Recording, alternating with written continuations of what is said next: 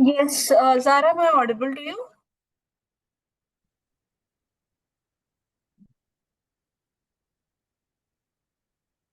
Am I audible?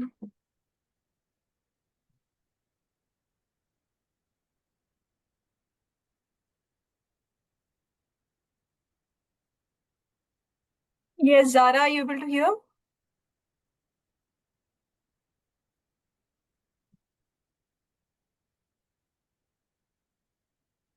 So, why are you not able to speak? Mic isn't working. What happened? Because your voice isn't coming. Okay, but you are able to hear me properly, no? Okay, just check.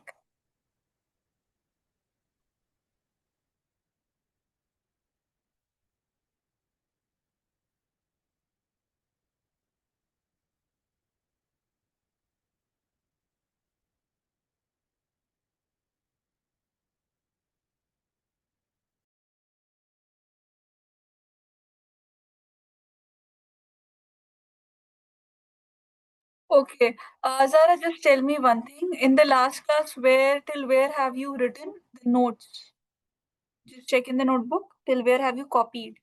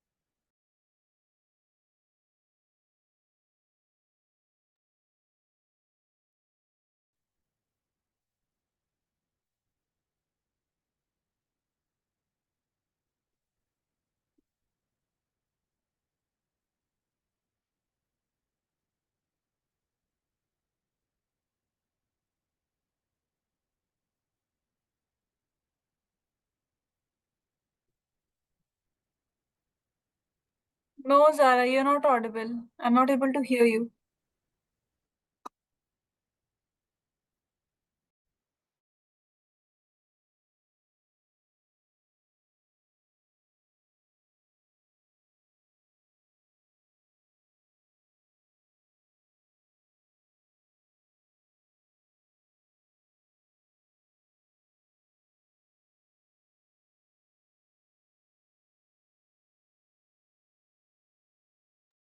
With a numerical. Which numerical exactly? Just tell me.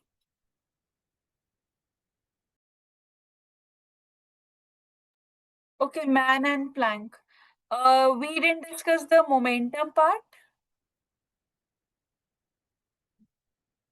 Okay, let me discuss the momentum part. That's what I wanted to know. I think we discussed it. You couldn't write it.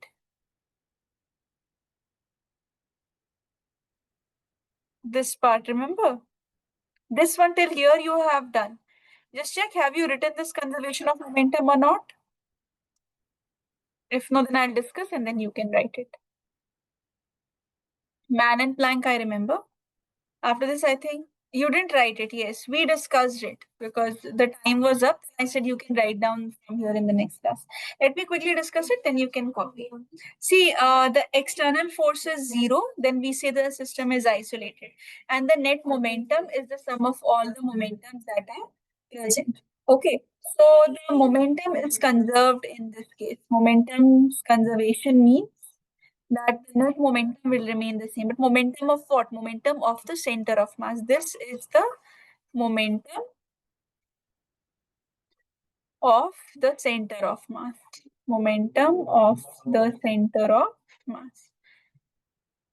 So when we use the term isolated system basically means the net external force is zero. Okay, if the external force is zero, we can say dp over dt is equal to zero. So momentum remains constant. It is constant. Okay, and then we discuss the child and the car problem. That when the child jumps off the car, the net momentum, the velocity of the car was to be calculated. So momentum of the child, momentum of the car was taken, mass into velocity of the child is the is mu, that is the momentum of the child, and mass into velocity is momentum of the car. Both are zero, both are conserved, so velocity will be mu by capital M. Till here we discussed. You write it, then I'll start with the kinematics.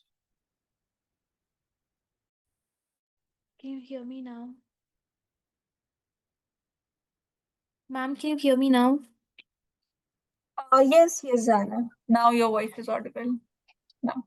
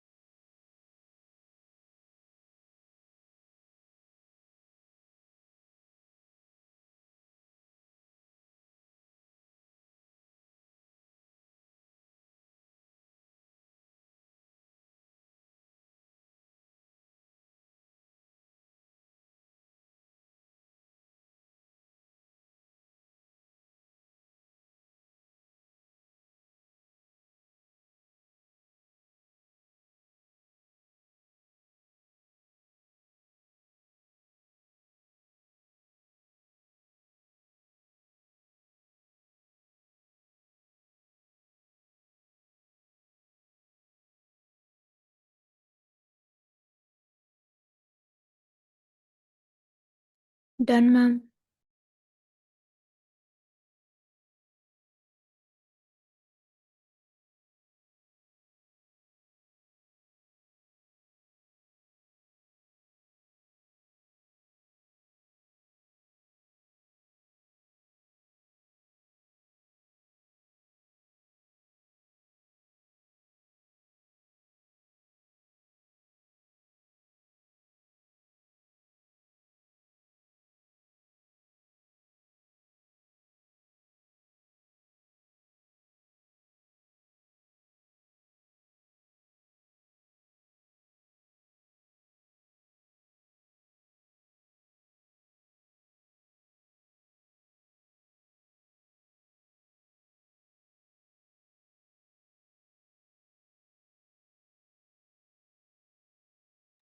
Done, ma'am.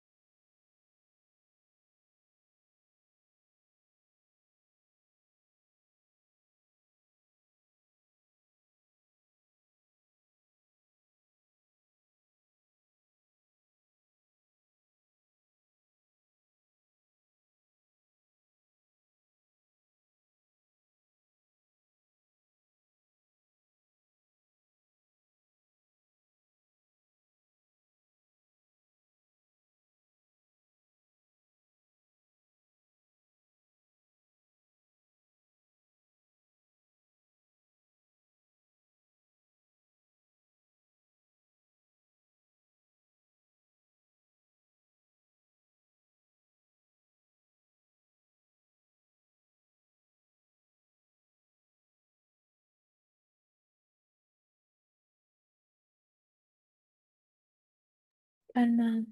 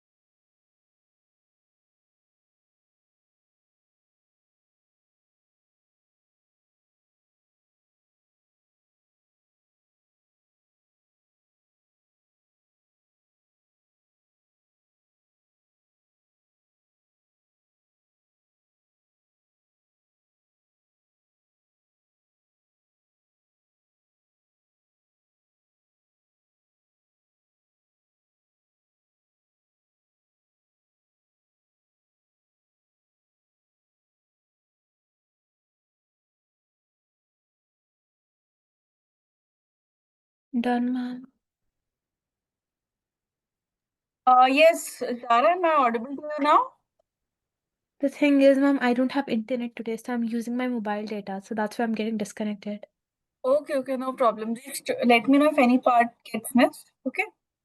I will. See, now talking about the kinematics of circular motion. Basically, whatever we will study in what we have studied in the kinematics. Okay, that is that has the same analogous form in the circular motion. Like linear displacement becomes angular displacement, whatever angle has been swept. Okay, initial velocity becomes initial angular velocity. Final velocity becomes final angular velocity. Acceleration becomes angular acceleration. So these are the analogs. Now see, if we have V is equal to U plus 18, its equation here will be omega is equal to omega naught plus alpha t. Okay. Second is S is equal to ut plus half a t square. Okay, this is theta is equal to omega naught t plus half alpha t squared. Remember the equations what you studied earlier and their analogous form. Ma'am, what is omega? Velocity, angular velocity. Okay, you didn't attend that circular motion part, no? Let me discuss the question. Wait. See, when we talk about, let's understand this part first. First is the concept of angular displacement. Okay, I think we directly started from work, energy, and power that time after laws of motion. Angular displacement basically means the amount of angle that has been swept by the body. Okay, this is present. This is the initial angle present. This is the final. Means this is the displacement that the body covered. Whatever is the angle swept by the body, that is known as the angular displacement. Angle swept by the body is known as the angular displacement. Angular displacement. Okay, so SI unit is radian, written as RAD. Basically, the angle that is swept by the body. If I take this becomes the linear displacement. If I take this angle, that becomes the angular displacement. Okay, then you have the second concept as the angular velocity. Angular velocity is represented as omega. One more thing, Zara, before your net goes off. Tomorrow, are you free from 7:30 IST?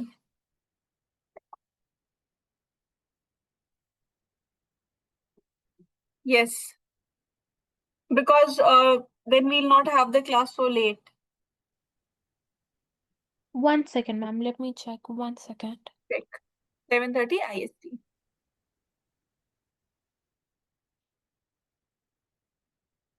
Ma'am, tomorrow my tuition will end at 4 p.m. Saudi time. 4 p.m. IST would be here. 5 to 6:30. Yes, I'm free after that. After And 1 then I hour, have you'll be class. available. So that will be 4. That will be 4 p.m. Your classes will end or start. They'll end. It And depends so, every day. It changes every day. And then my so that class will will be begin 5 at p.m. 6 to 8 again. No, you'll be free at 5 p.m. Yes, ma'am. Your timings. Yes, I will be free 5 p.m. Okay, then that's better. We'll have the class. It will be a little earlier, like it's 11:30 here, and your class when it gets over, it's 12 almost. So if we have the class tomorrow, that will be better. Besides, you have the exam. So this is what I wanted to discuss. Okay, coming to angular velocity. See, the way linear velocity is what rate of change of angular displacement. Okay, angular velocity is rate of change of angular displacement. Rate of change of angular displacement.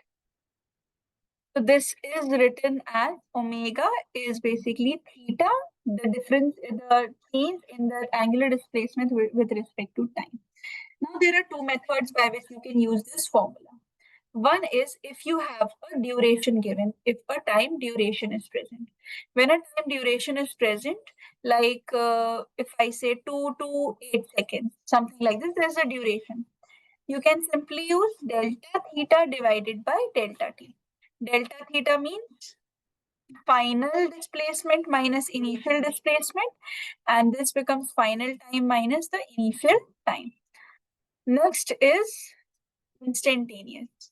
When you have instant of time given, instantaneous. So here in this case, you differentiate. This is d theta over dt present. Okay, in this case, you have to differentiate. This is what is angular velocity. And when I write the SI unit of it, this will be radian per second. Okay, and all these quantities are vectors in nature. Got it? This is what the angular velocity is. Now, if I differentiate this further, I get another quantity that is angular acceleration.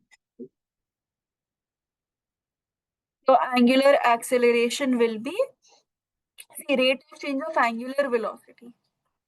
Rate of change of angular velocity means alpha is omega divided by t, where you can use alpha again as delta omega by delta t. The basic concept still remains the same, Zara.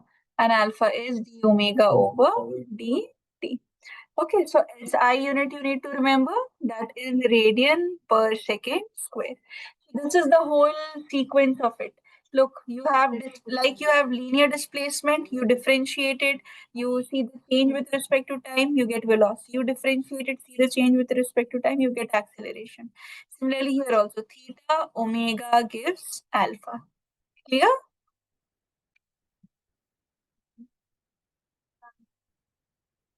Yes, Zara. Is it clear? Yes, it is. Okay, please write down this part.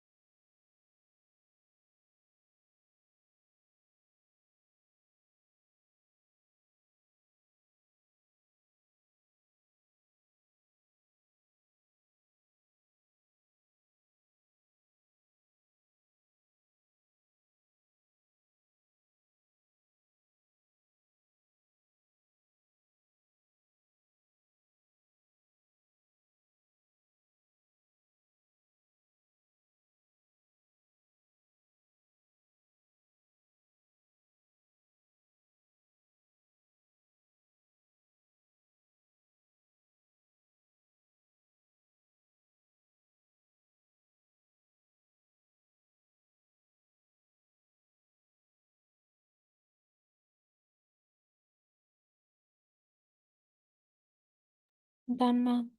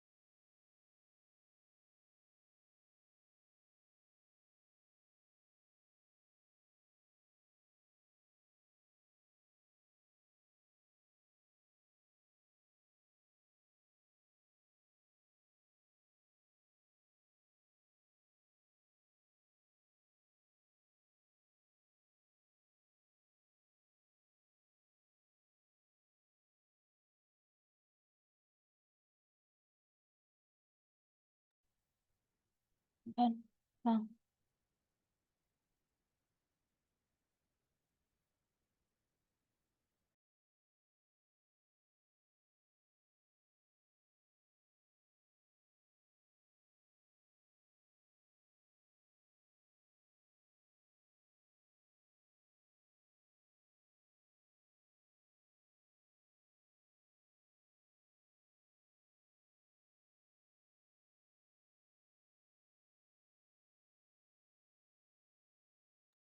Done, ma'am.